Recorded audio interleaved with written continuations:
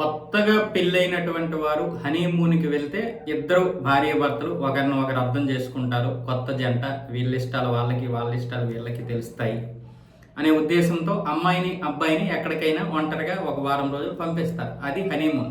అయితే కొంతమంది ఫ్యామిలీతో కూడా వెళ్తున్నారు ఇప్పుడు ఈ మధ్య హనీమూన్‌కి.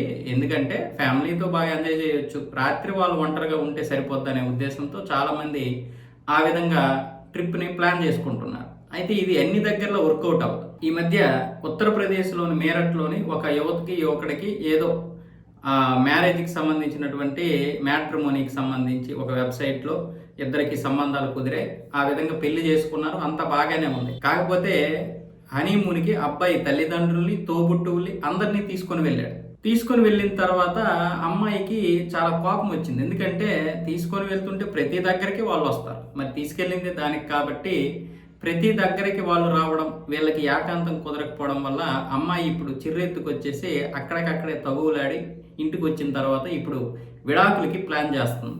అయితే కౌన్సిలర్లు మాట్లాడి ఇద్దరిని కూడా ఒప్పించే ప్రయత్నం చేస్తున్నా సరే అమ్మాయికి, అబ్బాయికి ఇద్దరికి ఈగో ప్రాబ్లమ్స్ వచ్చేసాయి ఆల్రెడీ. అంటే ఎంతవరకు తీసుకెళ్ళిందో చూడండి. ఇక్కడ చాలామంది తల్లిదండ్రులు తీసుకెళ్తే తప్పేంటి, తల్లిదండ్రుల్ని, తోబుట్టువుల్ని తీసుకెళ్ళడం తప్పేం లేదు అంటారు. కొంతమంది ఏమొచ్చేసి హనీమూన్ అంటే ఇద్దరే కదా వెళ్ళాలి, మరి ఇంతమంది ఎలా వెళ్తారు అనే వాళ్ళు కూడా ఉన్నారు.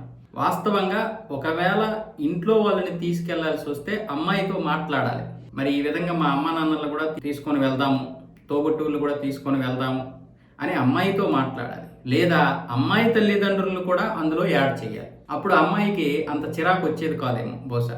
ఎందుకంటే అమ్మాయి తరఫున ఉన్నటువంటి వారు కూడా ఉండాలి.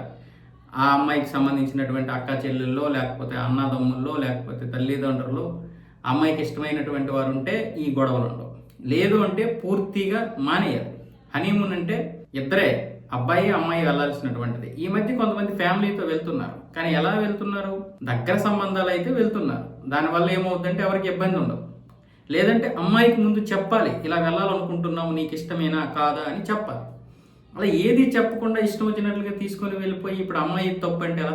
అమ్మాయి విషయంలో కూడా మనం ఆలోచిస్తే అమ్మాయిది తప్పు లేదు. అబ్బాయి ఒకవేళ ఉద్దేశం మంచిదే కావచ్చు, అబ్బాయి ఉద్దేశం మంచిదైనా అమ్మాయి యొక్క నిర్ణయాన్ని తెలుసుకోలేకపోతే ఇక్కడే ఫెయిల్ అయిపోయినట్లు.